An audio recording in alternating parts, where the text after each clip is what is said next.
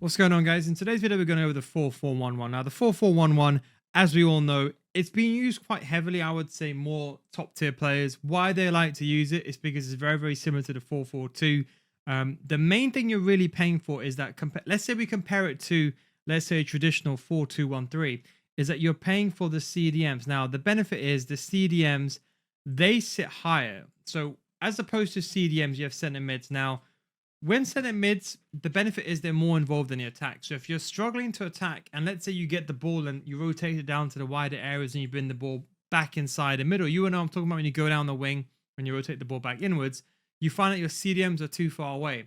So that is why this formation is a bit of a kind of a hybrid. So it's not as defensive as a 4-2-1-3. You have center mids here, but equally it's not as overly aggressive as you can see something like the 4-4-2, because with a 4-4-2 you literally got no one in the middle.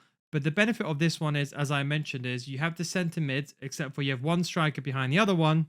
I can guarantee you'll improve in FC25. I have an FC25 School Series, but before you skip ahead, what if I told you I can guarantee you'll get better, or if you don't, I'll refund your money? I can say this because I've been running my school for many years and thousands of people have joined and even stay on. We go over a complete in-depth gameplay tutorial showing you the theory of something and showing you gameplay examples in a structured format, unlike my YouTube channel, which is just all over the place. We also start this series from Division 10 all the way to Elite Division, showing you every single game from Division 10 to the Elite Division, basic gameplay, so you can copy it and see how to get to the Elite Division so easily. The video is on a progressive systematic learner system, teaching you everything from the core mechanics to the meta so you can get better as a whole, with explanations that go beyond the scope of even my YouTube channel. So come join thousands of others in a mature audience community for those looking to get better at FC. Patreon.com/NoGuys, or click the link down below. We upload videos every single week with adjusting to the new recent updates and patches so you can stay up to date and ahead of your competition. Now, when you join, we have a library of hundreds of videos, more than my YouTube videos, in fact, with new FC25 videos getting uploaded on a regular basis, so you never run out of content. The biggest mistake people do is they spend thousands of dollars each year on FIFA points thinking this will make them a better player, but it won't. But now it's time to make that change. And don't forget, I guarantee you'll improve, and if you don't get better after 1 month, I'll refund your money. That's the No Guys guarantee. Click the link down below in the description, patreon.com/No Guides.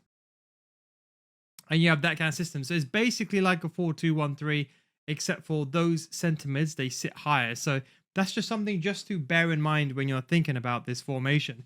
So I think this is a very good attacking. Think of this as a more attacking than a 4-2-1-3. It's more to be used, I would say, alongside the 4-2-1-3. Stay tuned for tomorrow's video. We actually go through an entire tactical layout for the 4-2-1-3 with this included.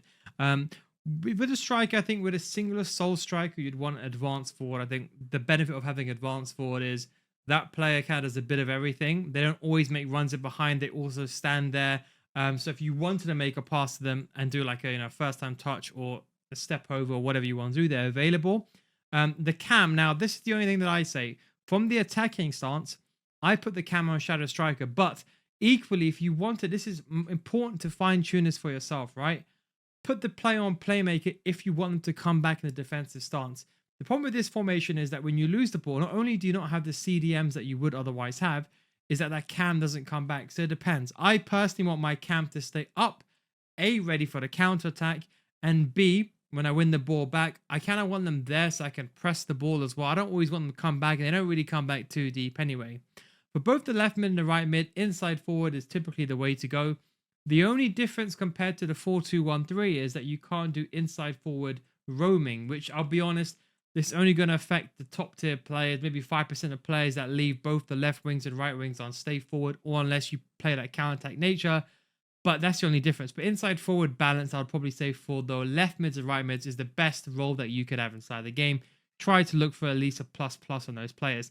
Now, what we've done is we put one player on holding because we don't have any CDM. So one alternative option you can have is have one of these players on holding and have one of these players on a playmaker. Now, this is the way that I would say to use the formation first. So before you go in the weekend league, I'd recommend trying this first in your rival games to see how it pans out, because you'll be realistically using this alongside the 4-2-1-3. You could, if you wanted to, you could even go with having both of these players on holding, but I think at that point you might as well just use the 4-2-1-3 unless you wanted the center mids to be a bit higher. We'll explain that more in tomorrow's video.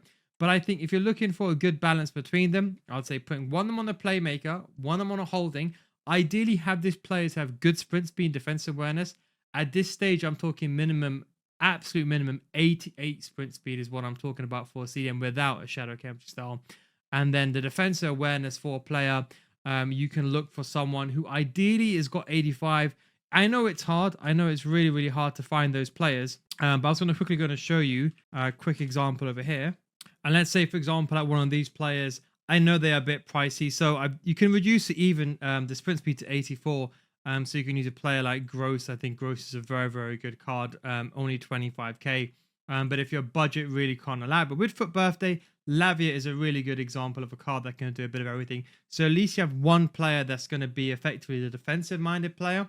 And then you can have an attacking player alongside it. Equally, what you could do is, let's say you're both comfortable and you want this, because as I said to you, going to be using a 4-2-1-3 alongside these tactics. What you could do is, if you have two players that got the plus, I got Rabiot, he only costs 50k. He hasn't got the best defensive styles, but the benefit of having two box-to-boxes is, unlike the 4-2-1-3, they come in and they help you with the attack. So if you're struggling to attack in a 4-2-1-3, but you want to attack in the same system, then with the box-to-box players the good thing is they go back and forward and they can help you. So if you don't struggle with defending and you're already that player that you know what, I'm fine with defending, I want to be aggressive, then I would say two players on box-to-box. They get inside the box to offer you attacking threats on both the left and the right-hand side. And then what you can do for the fullbacks, you can put them on defend. Ideally, at this stage of the year, you should be using defenders, in my opinion, with minimum, absolute minimum 90 sprint speed without the shadow chemistry style. It's very, very important. You know the average winger, the Foot Birthday cards now all have 97 sprint speed. We've got Evos that got 95 sprint speed for strikers. So in my opinion, your entire backline should be at the bare minimum 88 sprint speed, I would say, is what I'd go with. Worst case 86, but have your left backs and right backs on 90. The defensive player, you can put them on 90 sprint speed, but if there's two box-to-box cards, maybe you can put someone like Xavi Alonso or someone like Kante here, someone that can do a bit of everything. But I would say someone that can at least go forward and push the ball going forward. And then for the left mid and right mid, you can go as you normally would. And I think for the build-up style, I've gone with counter as well. Now for the depth, now this is kind of important. It also depends on how you play. A lot of people, and this is something like I have to be very, very careful on how I advise this.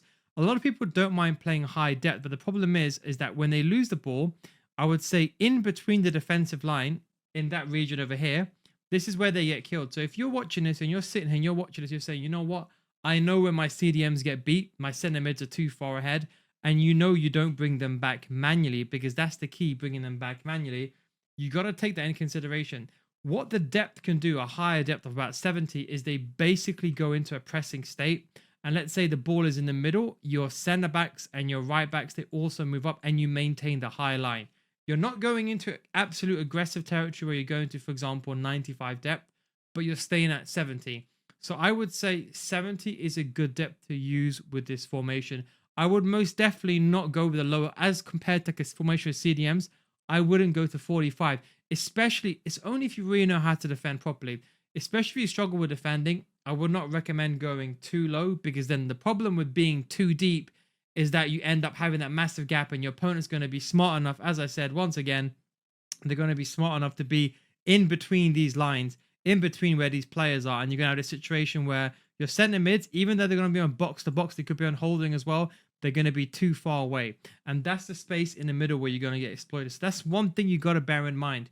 When people copy codes, it's something they just don't think about. They just copy the codes endlessly, and they don't understand you have to adjust that for your playstyle. But again, for the wingers, they should be very attacking. The only thing I would say with a cam is, whether it's Shadow Striker or even just a playmaker, I would say I would highly recommend someone that's got 85 sprint speed at the minimum. But I know cams are hard to get. You realistically want 90 sprint speed, 90 finishing. There's a few cards that have them out there, but that's why I'd recommend that position. As I said, this is a formation that you would normally use alongside another formation. So let's say you had a 4-2-1-3. You would, for example, have a 4-2-1-3 alongside us. And you can see, look at the difference. That's the 4-2-1-3.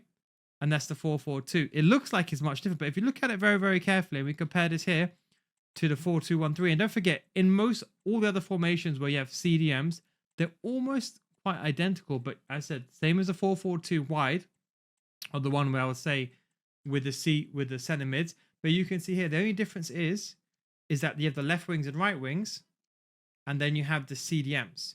So that's the balance you got to make it. So I consider this a more attacking formation than a 4-2-1-3, but this is something that you would use alongside it. If you want to see how I use this alongside the 4-2-1-3, make sure you check out my tactics video that'll be out tomorrow. Where I actually go through the entire layout for this, attacking variation and the defensive variation.